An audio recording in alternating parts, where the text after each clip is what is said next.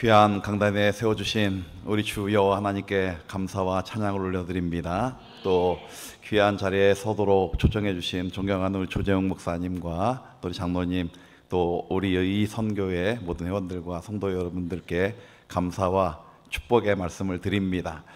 설교 시간에 사족을 다는 걸 별로 좋아하진 않습니다만은 이 교회에서는 좀 사족을 달고 시작해야 될 것 같습니다. 궁평교회는 제가 오래전부터 말씀을 들어왔던 교회입니다. 이 교회가 참 건강한 교회로 소문이 나 있지만 우리 교단에서 또 총회장을 배출한 교회 아니겠어요? 제가 유동선 목사님 춘천중앙교회에 들어가실 때 5월에 들어가고 바로 6월에 들어가서 함께 오랜 동안 사역을 하고 20여 년 동안 가장 가까이에서 사역을 하면서 우리 유동선 목사님 통해서 궁평교회 이야기를 참 많이 들어왔던 교회였기 때문에 제가 오성역에 나올 때마다 살짝씩 들어왔다가 보고 가고, 우리 목사님 늘 십자가 탑 얘기하시면서 이성복 목사님께서 십자가 탑을 부흥해 오셔가지고 헌물하고 하셨다, 이런 말씀을 좀 들었던 적이 있습니다. 또 조재영 목사님과는 우연찮게 오래전에 한번 사석에서 만날 기회가 있었는데 이곳에서 귀한 목사님 만나서 함께 교제함이 너무나 감사하고, 우리 장복기 사모님 전사님으로서 우리 미평교회 사역하실 때에 정말 단 한 사람도 장복기 전사님에 대해서 나쁜 얘기, 부정적인 얘기 한 분이 없이 극찬을 하는 그런 분이시라서 늘 가까이 하고 싶은 목사님인데 이렇게 귀한 자리에 초청해 주셔서 감사드립니다. 신학교 때부터 제 비전 가운데 하나가 큰 교회 목사 안 하기, 유명한 목사 안 되기, 대신에 보통 목사 안 하기, 평범한 목회 안 하기, 이게 이제 제 비전입니다. 큰 교회 목회하는 게 제 감당할 능력이 없어서 아예 꿈도 꾸지 않았고요, 그런 걸 안 하려고 했습니다. 그래서일까요? 큰 교회도 제가 초청받아서 설교도 많이 해봤습니다만은 큰 교회라고 제가 쫄리지 않습니다. 큰 교회 목사 안 하려고 다짐했기 때문에. 근데 오늘 궁평교회 들어오면서 많이 쫄리네요. 예, 찬양단 찬양부터 얼마나 뜨거운지, 또 우리 이 선교의 기도나 또 찬양이 얼마나 은혜롭고 감사한지, 제가 찬양의 은혜를 너무 깊이 받으면 죄송합니다, 설교하기가 싫어져요. 그 은혜를 그냥 그대로 유지하고 싶고, 설교가 자칫 은혜를 까먹을까봐. 그럼에도 불구하고 불러주신 자리이기 때문에 하나님의 말씀 함께 나눌 때에 하나님께서 여러분에게 크신 은혜 베푸실 줄로 믿습니다. 목사님에게 잘 배우고 계시기 때문에 다른 얘기하기보다는 저의 삶에 임한 하나님의 임재와 또 함께 하심의 은혜들을 간증으로 함께 나누려고 합니다. 자, 여자분들이 싫어하는 남자들의 이야기 3가지가 있다 그러죠. 첫 번째가 군대 이야기, 두 번째가 축구 이야기, 세 번째가 군대에서 축구한 이야기. 예, 그렇습니다. 이제 군대 이야기로부터 오늘 설교를 시작을 해보려고 합니다. 제가 고등학교 3학년 이제 학력고사를 마치고 대학 가기 전에 시골교회 저희 목사님께서 너희들 대학 가면 신앙이 흔들릴 수가 있으니까 가기 전에 기도로 무장해야 된다, 그렇게 하셔서 그 당시에 파주에 있는 오살리 금식기도원으로 데리고 가신 적이 있습니다. 그때 어떤 은혜를 받았는지, 또 지금 생각해 보면 당일치기를 했는지 아니면 며칠 갔다 왔는지를 잘 모르겠습니다만은 분명하게 한 가지 기억나는 게 있는데, 돌아오는 길에 서울의 한 지점을 지나면서 제일 앞에 운전하시던 목사님 이야기가 제일 뒤에 떠들고 있는 저에게 안 들려야 되는데 딱 그 한마디 얘기만 귀에 박히도록 들렸던 얘기가 있습니다. 그 얘기가 뭐였냐면, 얘들아, 저기서 군대 생활하면 너무나 편하단다, 이 얘기였습니다. 그 말이 안 들렸어야 됩니다. 맨 뒤에서 너무나 떠들고 갔기 때문에 목사님 제일 앞에 있었고, 그런데 그 말이 딱 한마디만 저의 귀에 딱 들려왔던 겁니다. 그래서 제가 즉각적으로 하나님, 저도 저런 곳에서 근무하면 얼마나 좋을까요? 이제 대학 들어가기 바로 전에 앞으로 군대 가야 되니까 그런 마음의 소망을 품었었습니다. 그곳이 어디냐면 지금 대통령이 살고 있는 그 건물, 그게 국방부 건물이었거든요. 거기가 바로 그 삼각지 용산에 있는 바로 국방부 건물이었습니다. 대학교 2학년 마치고 군대를 갔습니다. 혹시 제가 어디서 군대 생활을 했을까요? 바로 그 건물에서 군대 생활을 했습니다. 제가 들어가면서 눈물이 핑 돌았습니다. 왜냐하면 2년 전에 그냥 저는 의미 없이 내뱉은 말이었고, 또 목사님도 얘기하는 게 안 들렸어야 되는데 들렸던 그런 기억들이 주마등처럼 지나가면서 눈물이 핑 돌게 되고, 내 작은 신음에도 하나님이 듣고 응답하셨구나라고 하는 그런 마음에 감사가 있어서 눈물이 핑 돌았습니다. 그리고 그 건물을 들어서서 고참들을 만나는데 첫 번째 질문이 있었습니다. 그 첫 번째 질문이 너 누구 백으로 왔냐? 이게 첫 번째 질문이었습니다. 제가 들어가서 알게 된 사실은 적어도 별 하나 정도 있어도 힘 있는 별 아니면 국방부 행정병으로 넣을 수 없는, 당시에 어마어마한 백들만 들어갈 수 있는 자리였다는 것을 금세 알 수가 있었습니다.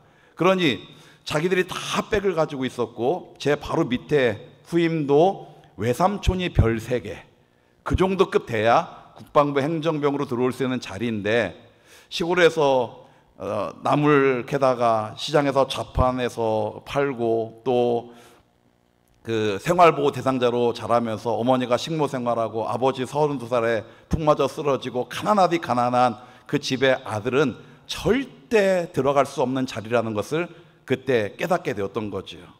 어떻게 들어갔냐 하면, 그냥 대기병 시절에 어떤 중사가 오더니만 제 명찰을 보더니 이놈 봐라, 내가 너 좋은 곳 보내줄게.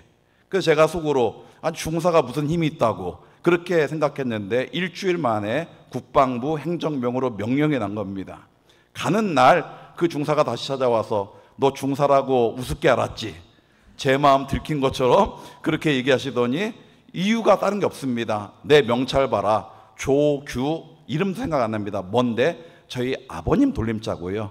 제가 조카라는, 조카뻘 된다는 이유 하나만으로 그렇게 해줬는데, 그분이 군대의 전군의 사병들 인사 실무자여서, 그래서 그냥 가능한 일이었습니다. 2년 전에 지나가면서 잠깐 하나님 앞에 기도도 아닌 듯 했던 얘기인데, 그 인사 실무자를 만나게 되고 그분이 펜대 하나 딱 굴려가지고 국방부 행정병으로 이렇게 들어가게 된 것이지요. 그러니 하나님의 은혜가 얼마나 기가 막힙니까? 저는 목회를 하면서 지금까지 이런 하나님의 은혜를, 인도하심을 구체적으로 많이 경험해 봤는데요. 제가 진주에서 한 7년 동안 사역을 하다가 담임 목사님이 큰 교회로 부임하게 되면서 이제 부교역자인 저도 이제 어디론가 옮겨가야 되는데, 어떤 누구에게도 얘기하지 않고, 또 그때에 그 교회가 뭐 부교역자를 구하겠다 공고도 나지 않았고요. 또 그 교회 부임한 목사님을 제가 아는 것도 아니었고요. 그냥 제 아내에게만 여보 나 춘천중앙교회 보내달라고 기도하고 있어, 요 한마디 딱 남겨놓고 제 아내와 함께 둘이 기도하고 있었던데, 한 2주 지났나요? 유동선 목사님이 춘천중앙교회 유동선 목사라고 하는데 우리 교회 부목사로 올 마음 없냐? 그냥 기도하고 있었습니다. 공고도 나지 않았고 누구한테도 얘기도 안 했고 부탁도 안 했던 그런 상황이었는데, 그 전화를 받았으니 이게 하나님의 인도하심이라고 하는 확신을 갖게 되었지요.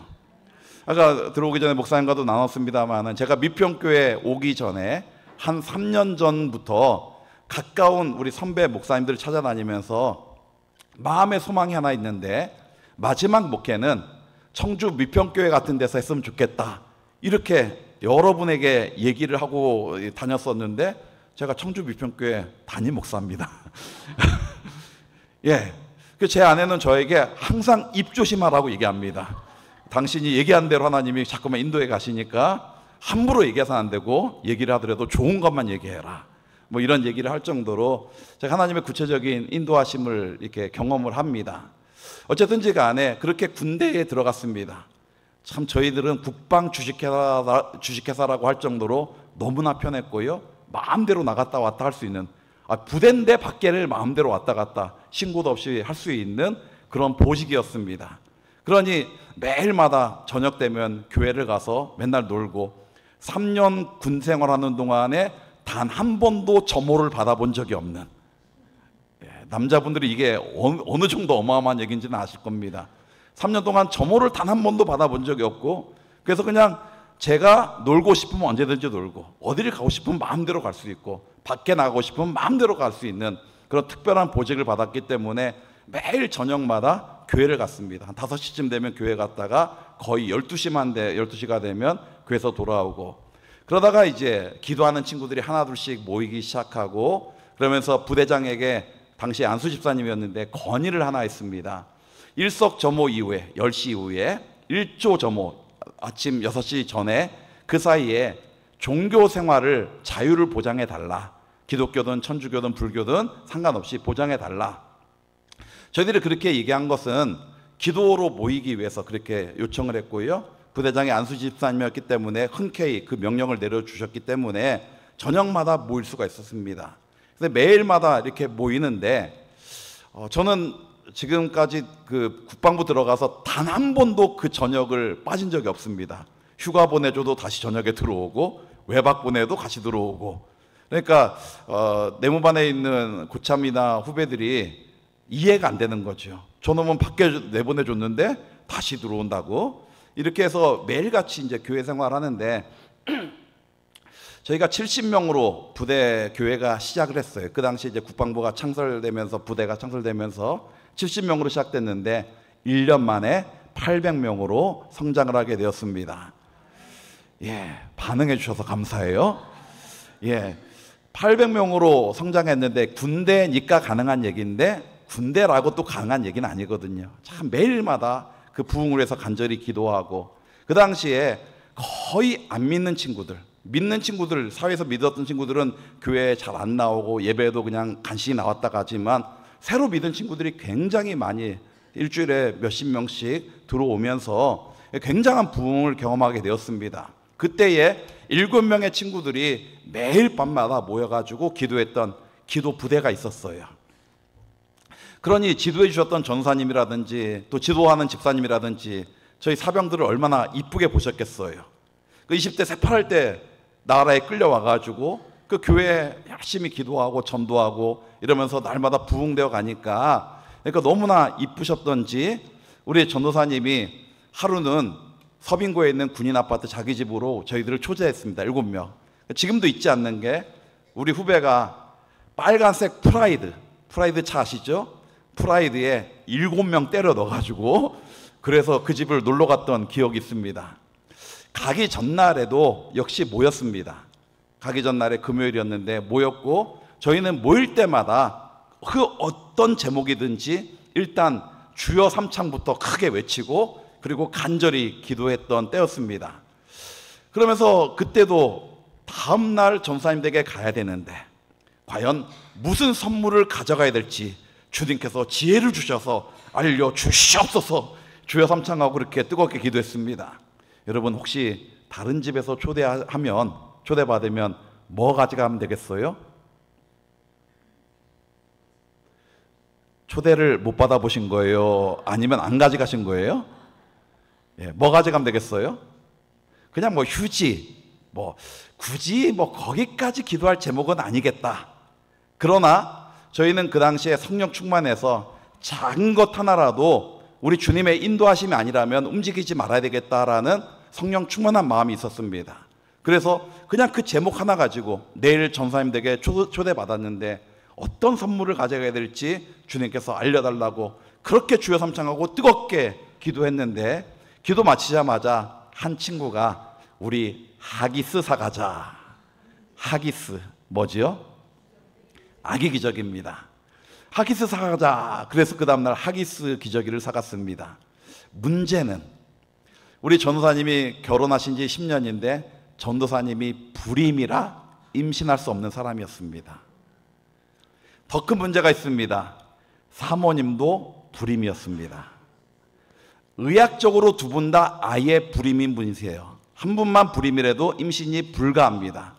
두 분이 다 불임인데 이분들이 얼마나 천생연분인지, 전사님 성함이 김덕수 전도사님, 사모님 성함이 안창경 사모님, 덕수궁과 청경궁이 만났는데 두 분 다 불임이세요.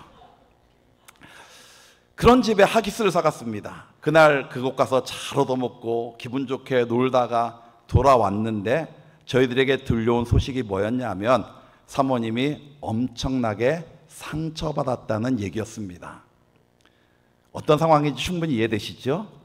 젊은 것들이 중고등부도 아니고 대학교 다니다가 군대 왔는데 우리 두 내외가 다 불임인 거 알고 있는 녀석들이 어떻게 하기스를 사오냐, 상처를 받았다는 얘기를 하시는 겁니다.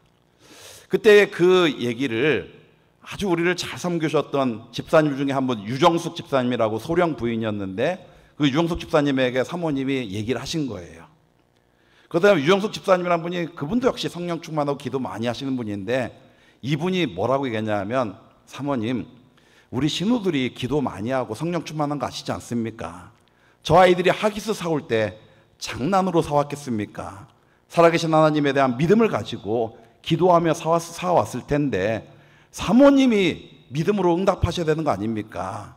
그렇게 이제 얘기를 하신 거예요. 여러분, 이 대목에서 좀 잘 생각하셔야 될 것이, 우리가 신앙생활 하다 보면 상처가 있지요. 아픔이 있을 수 있습니다. 사람 때문에 시험에 빠질 때가 있어요. 그런데 그때에 누군가 나에게 상담을 요청하고 그걸 토로할 때에 위로한답시고 다 동의해 줄 수도 있겠습니다만은 우리 유정숙 집사님처럼 그것을 영적으로 승화시킬 수 있는 은혜들이 좀 있었으면 좋겠다라고 하는 말씀을 드리고 싶습니다. 상처를 논하고 시험을 논하는 것이 아니라 상처를 이길 수 있는 기도를 말할 수 있고 영적인 은혜를 기대할 수 있는 그런 선한 권면을 할 수 있는 분들이 여러분 주위에 많아지게 되기를 주님의 이름으로 축복합니다. 한 걸음 더 나가서 여러분을 축복하기 원하는 것은 여러분들이 그러한 권면자들 되시기를 주님의 이름으로 축복합니다. 유정숙 집사님 얘기를 들으니까 사모님 생각에 그게 맞잖아요.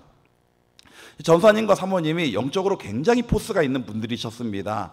그래서 이분들이 그때의 이 얘기를 딱 듣고 정신을 차리면서 기도를 결정을 했어요. 그래서 1년 동안 작정하기로 하고, 전도사님은 현역 군인이었기 때문에 새벽 기도 나와서 출근하기 전까지 기도, 그리고 퇴근한 이후에 저녁까지 기도, 사모님은 밤 12시부터 새벽 5시까지 새벽 기도까지 매일 철야. 그럼 저희가 12시에 나오면 사모님과 늘 교대를 하는 겁니다. 그래서 사모님은 강단 그 위에 엎드려 가지고 밤새도록 아이를 달라고 기도를 하신 겁니다. 1년이 지났는데 사모님 몸에 이상이 있어서 병원에 갔더니만 임신이 된 겁니다. 그러니까 아이를 낳기도 전에 임신되었으니까 이게 아들인지 딸인지도 모르고, 나중에 전사님 얘기를 들어보니까 1년 동안 뭐 잠자리 같이 한 거 2-3번밖에 없다는 거예요. 하도 바빠가지고. 근데 하나님이 기도에 응답하셔서 그렇게 아이를 주신 거죠. 그렇게 해서 남자인지 여자인지 구분도 안 될 때에 하나님 주신 것 때문에 감사해서 그냥 이름을 먼저 졌습니다. 이름을. 자, 질문 들어갑니다. 뭐라고 졌을까요? 뭐라고 졌을까요? 예? 어디 가서 얘기하면 하기스라고 대답하는 교회도 있더라고요. 그럼 제가 역으로 질문합니다. 권사님 자식 같으면 그렇게 짓겠어요? 남의 얘기라고 함부로 얘기하면 안 됩니다. 뭐 이렇게 얘기를 합니다만은 어쨌든지 간에 그 아이를 삼열이라고 졌습니다. 삼열. 옛날 한자 성경에서 사무엘을 삼열이라고 썼거든요. 그래서 호적에는 삼열이라고 올려놨고, 그리고 이제 집에서 부를 때는 사무엘 이렇게 불렀습니다. 감사하게도 아들을 낳게 되었습니다. 그리고 3년 후에 하나님 딸을 또 주셔서 예진이라는 아이를 주셨고요. 그분이 군대에서 얻은 그런 은혜 때문에 평생에 육군사관학교 들어가서 육사 생도들을 영적으로 훈련시키다가 몇 년 전에 은퇴하시고 지금 다 온 가족이 미국에 살고 계세요. 저희들에게는 너무나 귀한 간증이지요. 그 작은 것 하나, 남의 집에 초대받은 거 뭐 굳이 무슨 선물 가져갈지 기도할 제목이 아니었지만, 작은 것이라도 가벼이 여기지 아니하고 주의 인도하심을 받겠다라는 마음 가지고 주여 삼창하면서 뜨겁게 기도할 때에 하나님이 우리 친구 가운데 하나를 감동시켜서 하기스를 사가게 하시고, 그 하기스가 기도에 불을 붙이게 만들고, 그래서 실제로 기도하게 만드셔서 그 태의 문, 두 분 다 닫혀 있는 문인데 그 의학적으로 안 되는 분을 하나님이 오셔서 하나님이 그 가정에 귀한 선물을 주었을 뿐만 아니라 그때 기도했던 7명의 친구 가운데 1명 빼놓고 6명의 친구들이 전체가 다 신학과 관계없는 친구들이었는데 지금 다 목사가 되어 있습니다. 그리고 교회를 담당하면서 영혼 살리는 일을 하고 있으니 그 하기스 사건, 그 작은 선물 하나의 사건이 하나님의 놀라운 역사로 바뀌게 된 것이지요. 가끔 저희 교회 신자들에게 그런 얘기를 합니다. 제일 교만한 사람이 누굽니까? 기도하지 않는 사람입니다. 제일 겸손한 사람이 누구입니까? 기도하는 사람입니다. 왜 그럴까요? 기도하지 않는다는 것은 하나님 필요 없습니다. 그냥 내 힘으로 한번 해보겠습니다. 하나님 가만히 계시다가 내가 도움 요청할 때 그때만 짠하고 나타나시면 됩니다. 이 기도하지 않는 분의 특징이고요. 기도하는 것이라는 것은 크고 작은 모든 것을 주에게 맡기고 주님의 인도하심을 받으며 살겠다라는 것이 기도하는 것이지요. 제가 시골에 있을 때에 우리 교회가 홍천교회가 요만했습니다. 지금 느낌이 거의 비슷해요. 그냥 바닥이 딱 80평밖에 되지 않고 저기도 뒤에 저 정도의 공간이 딱 하나 있고 이 정도 교회였고 60명 주일날 모이는 교회였습니다. 60명.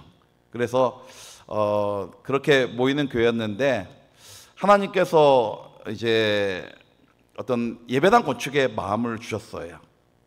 처음 들어가자마자 제가 수요일 날인가 이사하고 그 다음날 새벽부터 그냥 이사한 다음날부터 새벽 기도를 하는데 새벽 기도하는 첫날 너무 가슴이 아팠습니다. 이상하게 너무 가슴이 찢어지는 아픔을 경험하면서 기도를 하게 되었어요.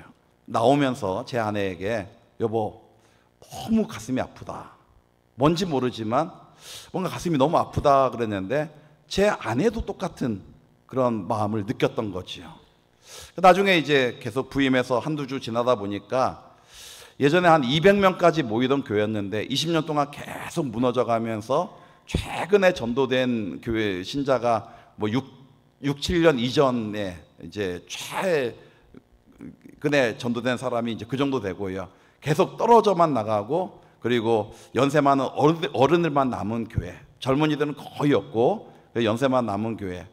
그래서 너무나 성도들의 얼굴 표정이 어둡고 어떤 희망도 안 보이고 예배당은 여기는 하얗기라도 하는데 거기는 아주 시커매가지고 관리도 안 되고 여기보다 한 단은 더 높게 강대상은 높은 데다가 전부 다 칙칙한 색으로 이렇게 있는 이런 모습들. 아 여기는 참 죄송합니다 2층이네요. 거긴 단층 하나밖에 없었습니다.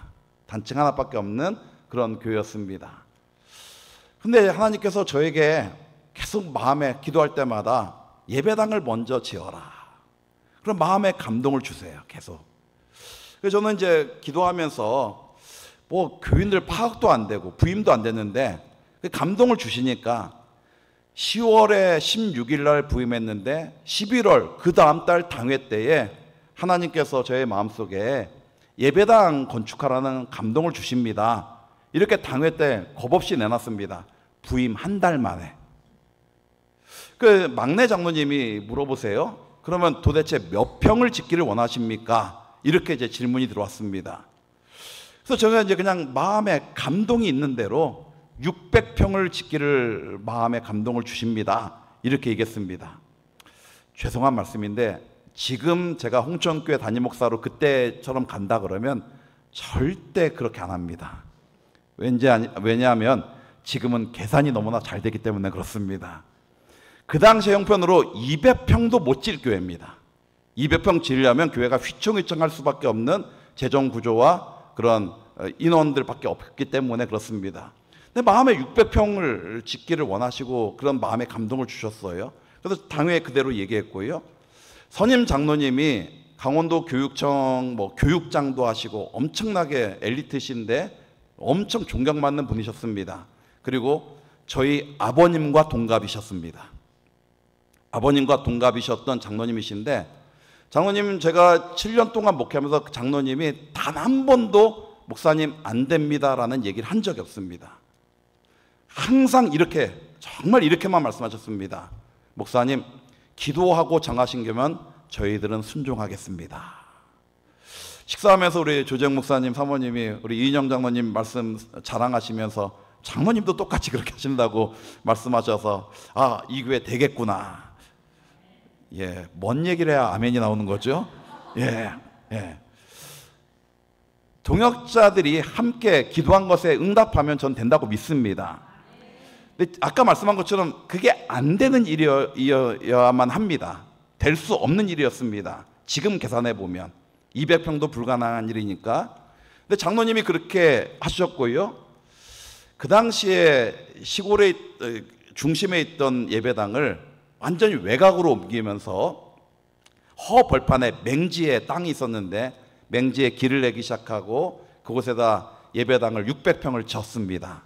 그리고 그 600평을 진 그 땅은 이제 홍천에서 제일 비싼 땅이 됐고 제일 번화가가 됐고 아파트 단지가 됐고 이제 그렇게 엄청나게 이제 변화된 곳이 되었습니다. 그 과정 속에서 하나님 감동 주신 대로 순종하며 따라가니까 하나님이 일하시더라고요. 사실은 제가 이제 건축 헌금을 뭐 엄청나게 헌금을 이렇게 강요하는 목사가 아니기 때문에 딱 한 2, 3주만 제가 얘기하고 자발적으로 헌신하는 마음을 가지십시오라고 얘기했는데 그때 저의 마음에 참 실망할 정도로 헌금 작정이 들어오지 않았습니다. 야, 이런 헌신 가지고 어떻게 예배당을 지을 수 있지? 정말 실망할 정도로 그렇게 했습니다. 그런데요, 놀라운 게 하나님이 하시더라고요. 불교 신자가 막 3천만 원씩 헌금을 하고, 불교 신자가 교회를 너무 싫어하는 분인데 군수가 교회를 너무나 반대하는 분인데 군수가 적극적으로 3천만 원어치 땅 흙을 부어주고 뭐 어마어마한 역사. 다른 교회 권사님이 2천만 원을 가져와서 자기도 헌금하고 싶다고 수원에 있는 그걸 알지도 못하는 교회 권사님이 와서 막 헌금하고. 제가 그때 선배들이 늘 그랬거든요. 교회는 돈으로 짓는 게 아니라 기도로 짓는 거다. 그런 얘기 들을 때마다 에이, 그래도 말이야 그렇게 얘기하지만 그래도 돈이 있어야지, 그렇게 생각했었는데 예배당을 짓고 난 목사의 간증은 뭐냐 하면 교회는 기도로 짓는다. 저도 100% 얘기를 합니다. 하나님이 부어주시는 은혜가 있습니다. 그때에 총 작정한 게 3억밖에 되지 않았었는데 24억을 했습니다. 24억짜리 건물을 지어서 600평을 올려드렸거든요. 그 출발점이 하나님의 감동하심에 순종함으로부터 시작이 되었습니다. 딱 한 달밖에 되지 않았고 2달째 12월에 사무총회 하면서 전교인에게 예배당 짓겠습니다. 그리고 8개월 만에 예배당 짓기 위해서 교회당 다른 데서 시골로 나가고 거기서 이제 1년 8개월 동안 예배당 건축해서 다시 들어오게 되고, 그 과정 속에서 하나님이 많은 영혼들을 보내주셔서 차근차근 부흥하면서 예배당 들어오기 전에 60명에서 130명까지 예배 인원이 늘어나게 되고, 예배당 들어와서는 또 다시 늘어나서 나중에 이제 300명이 넘게 모이는 이런 교회로 성장해가는 은혜들을 누리게 되었습니다. 제가 목사님 말씀처럼 미평교회 온 지 딱 3년이 되었습니다. 10월이 되면 딱 3년입니다. 근데 온 지 6개월 만에 역시 기도하다가 예배당을 져야 되겠다라는 감동을 주셨어요. 제 아내는 이렇게 행복할 때 왜 사람 스트레스 받게 예배당을 짓느냐, 이런 믿음 없는 얘기를 하는 여자와 제가 함께 살고 있습니다. 어쨌든지 간에 그 감동을 주시는 대로 당회에 얘기를 했습니다. 장로님들, 하나님이 감동을 주시는데 예배당 져야 되겠습니다. 저희 시무장로님이 그 당시에 11분이셨는데 한 분도 반대하지 않고 시골 교회에 있었던 장로님들처럼 다 전부 다들 목사님 기도하고 결정하셨으면 저희는 따르겠습니다. 11분이 동일하게 그렇게 합의를 해주셨고요. 시골에서는 너무나 헌금을 안 해서 마음에 실망이 많았는데 여기서는 제가 기도할 때에 우리 장로님들이 우리 장로님 되게 부담스럽겠네. 장로님들이 11분이니까 5억만 넘기게 좀 작정을 했으면 좋겠다, 이런 마음 가지고 하나님 우리 장로님들 마음을 감동시켜서 5억만 넘게 주세요. 그러면 1인당 거의 5천만 원인데 어마어마한 돈이잖아요. 사실은 누가 뭐 돈이 있어서 하는 것도 아니고. 근데 결론을 얘기드리면 5억만 넘기게 해달라고 그렇게 간절히 기도했는데 장로님들만 12억을 하셨습니다. 제가 깜짝 놀랐습니다. 우리 장로님들의 헌신에 대해서. 그리고 저에게 눈물 그렁그렁 하시면서, 목사님, 내가 은퇴하기 전에 주님의 몸된 예배당을 지어 드릴 수 있는 이 거룩한 일에 동참할 수 있어서 너무나 감사합니다. 그 연세 많은 장로님들이 그렇게 눈물 그렁그렁 하면서 저에게 말씀해 주시고, 그러면서 헌신된 모습을 보여주셔서, 그러니까 성도들이 엄청나게 같이 헌신하게 되고, 저희는 1,000만 원, 2,000만 원 정도 되면 어디도 명함을 못 내는, 청년들도 거의 1,000만 원 했거든요. 청년들도 8명인가 1,000만 원 헌금하고, 부모와 다 다르게 자기들이 빚내서 하든 어쨌든 작정해서 하고, 어떤 청년은 매달마다 10만 원씩 교회 빚이 다 갚아질 때까지 하겠다는데 그게 또 1,000만 원이에요. 빚 갚을 때까지 하면. 어쨌든지 간에 그렇게 헌신된 마음 가지고 저희 건축비의 거의 50%가 헌금으로 들어왔습니다. 단언컨대 한국교회에서 이런 교회는 없으리라 생각합니다. 제가 행복한 목사라고 얘기하는 이유는 바로 여기 있습니다. 근데 여러분에게 뭐 헌금 부담 드리려고 온 것도 아니고요. 또 뭐 이런 마음을 여러분에게 뭐 전하려고 하는 건 아닌데, 분명한 것은 앞서 기도한 것처럼 하나님 앞에 크고 작은 문제를 가지고 믿음으로 간구하면 하나님이 들어 응답하신다는 믿음이 저에게 있거든요. 저는 그거에 대한 간증이 너무나 많거든요. 그래서 우리가 하나님 살아계심을 분명히 믿는데, 하나님 나라를 위해서, 그리고 주신 사명을 위해서 아낌없이 헌신하는 믿음으로 살아간다고 한다면, 말로만 헌신이 아니라 삶 자체가 주 앞에 헌신되는 그런 은혜들이 우리에게 있어야 되지 않을까, 그런 도전을 드리고 싶습니다. 오늘 본문은 제가 굉장히 좋아하는 말씀입니다. 만군의 여호와께서 함께 계시니 다윗이 점점 강성하여 가니라. 먼저 주의 이름으로 여러분을 축복하는데, 여러분의 삶이 강성해지기를 주의 이름으로 축복합니다. 제가 그런 표현을 자주 씁니다. 말씀은 믿는 자의 몫입니다. 말씀은 믿는 자의 몫입니다. 이 말씀을 내가 온전히 믿으면 말씀에 약속된 복은 내 것이 됩니다. 믿는 자의 몫이기 때문에. 그러니 주님께서 강성하여 가니라 말씀하신 것을 내 것으로 믿으면 내 삶이 주님으로 인하여 강성해질 줄로 믿습니다. 또 한 번 축복하는 것은 그냥 강성도 아니고 본문의 말씀처럼 점점 강성해 가기를 주의 이름으로 축복합니다. 어제보다 오늘이 나아지고 오늘보다 내일이 더욱더 형통해지고 풍성해지는 은혜가 더해지게 되기를 주의 이름으로 축복합니다. 여기에 놀라운 비결 하나 있습니다. 어떻게 하면 점점 강성해질 수 있을까? 누구나 다 강성해지기를 원하는데 성경이 말하는 비결은 뭐냐? 비결은 너무나 간단합니다. 만군의 여호와께서 함께 계시기만 하면. 만군의 여호와께서 다윗과 함께 계시니까 그의 삶이 점점 강성해지어 간 것입니다. 그러니까 점점 강성해지는 비결은 임마누엘, 하나님이 그의 삶에 함께 하시면 되는 것입니다. 주께서 그의 삶을 떠나시면 그의 삶은 멸망이고요, 그의 삶은 아무것도 남지 않습니다. 그러나 주님이 그와 함께 하시면 그의 인생은 점점 강성하게 되어 있습니다. 이 말씀을 묵상하다가 몇 장 넘어가면서 14장 10절, 역대상 14장 10절을 읽으면서 제가 무릎을 딱 쳤습니다. 다윗이 여호와께 묻자와 이르되. 또 14장 14절에서 다윗이 또 여호와께 묻자온대. 제가 무릎을 딱 치운 이유가 있습니다. 하나님이 왜 다윗과 함께 하셨을까? 아하, 다윗은 하나님께 묻는 인생이었구나. 하나님께 묻는다는 게 뭡니까? 기도한다는 겁니다. 다윗 역시도 그의 삶에 큰 어려움들을 가지고 주 앞에 물었을 뿐만 아니라 작은 것 하나도 성령 충만한 다윗이 하나님께 물었을 거라고 저는 의심치 않습니다.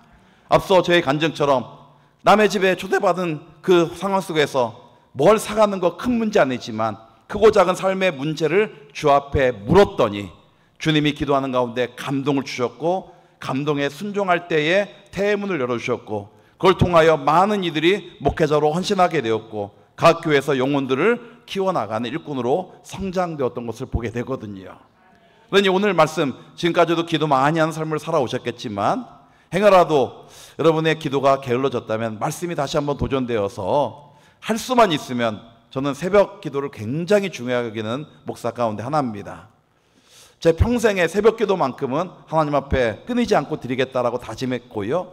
그래서 새벽을 깨우는 일꾼들이 점점 많아지고 또 낮에도 나와서 예배당에서 기도하고 예배당 나올 수 없는 형편이라고 한다면 삶의 자리에서 날마다 크고 작은 문제를 하나님 앞에 물어 살아가는 묻는 은혜들이 여러분에게 더해진다고 한다면 만군의 여호와께서 다윗과 함께 계신 것처럼 그렇게 묻는 인생에게 함께 하실 것이고 묻는 인생에게 하나님은 점점 강성하게 되는 은혜를 허락해 주실 줄로 믿습니다. 오늘 말씀이 작은 도전이 되어서 헌신을 다짐하는 여선교회 회원들뿐만 아니라 모든 성도들이 함께하면서 앞으로 이루어가야 될 비전들이 참 많을 겁니다. 그때마다 목사님 통해서 주시는 감동들이 있다면 여러분 되니 안 되니 보다는 이걸 하나님의 음성으로 알고 순종하며 따라가다 보면 여러분 걱정 마세요. 하나님이 해주십니다. 이게 믿음이잖아요. 제가 교회 옮길 때에 교회 질 때에 그때 두 분이 와가지고 항의를 했습니다. 목사님 오신 지 2달밖에 되지 않았습니다. 근데 이 중대한 일을 논의도 없이 이렇게 일방적으로 발표할 수 있습니까? 라고 두 분이 저에게 항의를 했습니다. 한 분은 나중에 교회를 떠나서 인천으로 이사가게 되었고요. 한 분은 예배당 건축 이후에 저한테 와서 겸손하게 사과를 했습니다. 목사님, 제가 보지 못한 게 있네요. 저는 믿음을 보지 못했습니다. 본인은 계산은 잘 됐는데 그래서 안 되는 걸 왜 목사님이 이렇게 이끌어 나가시나 그렇게 생각했는데 그게 되니까 자기가 믿음 없다는 것을 고백했는데 그분이 나중에 홍천 군수가 되셨어요. 홍천 군수가 되셔가지고 우리 교회 군수가 나오고 되었고 그랬는데 어쨌든지 간에 여러분 우리가 믿음의 공동체 아닙니까? 현상만 보면 안 되는 거 많습니다. 믿음으로 기도하며 나가면 기도하다 보면 내가 알지 못하는 길을 하나님이 열어가시고 내가 알지 못하는 문을 하나님이 열어가십니다. 여호와 이레를 여러분이 경험해 가실 줄로 믿습니다. 그래서 저도 이제 마지막 목회지 청주 미평교회 달라고 기도해서 하나님 보내주셨는데 이곳에서 궁평교회가 어떻게 더욱더 건강하게 세워져 나가는지 꼭 보고 싶고 또 그런 것이 저희 미평교회도 도전이 되었고 우리 지방에 도전이 되어서 건강한 교회로 하나님 기뻐하시는 교회로 더욱더 쓰임받게 되기를 주의 이름으로 축복합니다.